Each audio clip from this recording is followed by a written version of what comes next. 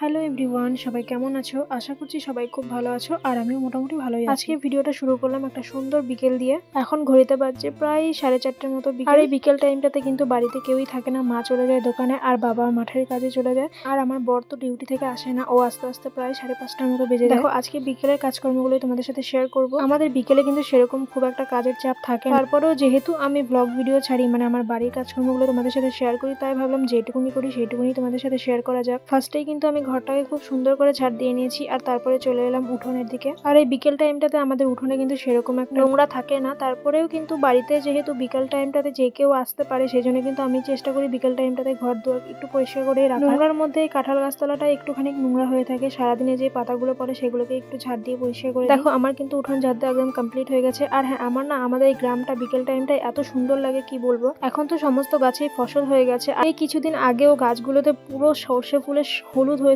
মানে এতটা সুন্দর লাগছিল দেখতে। এখন যতটা সুন্দর লাগছে তার থেকেও কিন্তু বেশি সুন্দর লাগতো তখন। এই সময়টা যেরকম ফুল দেখতে ভালো লাগতো, এখন কিন্তু ফুলের পরে যে ফসলটা হয়েছে সেই ফসলটা দেখেও কিন্তু খুব ভালো লাগে। এদিকে দেখো কথা বলতে বলতে আমার কিন্তু সমস্ত কাজ কমপ্লিট হয়ে গেছে। উঠোন ঝাড় দেওয়া থেকে শুরু করে জামা কাপড় তুলে আনার সাথে ভাঁজ করাও হয়ে গেছে। তারপরে কিন্তু চলে এলাম চুলটাকে একটু আঁচড়ে নিতে। সারাদিনে কিন্তু নিজের দিকে তাকানোই হয় না, তাই আজকে ভাবলাম যে কেউ যখন বাড়িতে নেই তখন একটু মাথাটা আঁচড়ে একটু রাস্তার দিক থেকে ঘুরে আসি। সবাই কিন্তু এই দোকানের দিকটাতেই এসছে। আচ্ছা দাঁড়াও, আমি তোমাদেরকে আমাদের দোকান শেয়ার করার আগে আরেকটা জিনিস শেয়ার করি। দেখো কত সুন্দর লাগছে তাই না? এগুলো হচ্ছে আমাদের মাঠেরই চাষের ফুল। আমি রোজ এখান দিয়ে যাই আর ভাবি যে তোমাদের সাথে কবে শেয়ার করবো, তো ফাইনালি কিন্তু আজকে শেয়ার করে দিলাম। কেমন লাগছে তোমরা কিন্তু অবশ্যই কমেন্ট করে জানিও। তারপরে কিন্তু আমি দোকান দিকে চলে এলাম, আর দোকানে এসে দেখছি অনেক লোক আছে। আর ওই যে ভিতরে দেখতে পাচ্ছ উনি হচ্ছে আমার শ্বশুর মশাই, আর এই যে আমার ক্যামেরার দিকে যে তাকিয়ে আছে উনি হচ্ছে আমার কাকা শ্বশুর। আর হ্যাঁ, আমার কাকা শ্বশুরের না এখনো বিয়ে হয়নি, তোমরা কিন্তু একটা মেয়ে দেখে দিতে পারো আমার কাকা শ্বশুরের জন্য। যাই হোক, তারপরে কিন্তু দেখো আমি বাড়ি চলে এলাম। দোকান থেকে অল্প নিমকি ভাজা নিয়ে এসেছিলাম, খুব খেতে ইচ্ছা করছিল, তো সেই জন্য কিন্তু দেখো আমি চা করে নিয়েছি, অল্প লাল চা।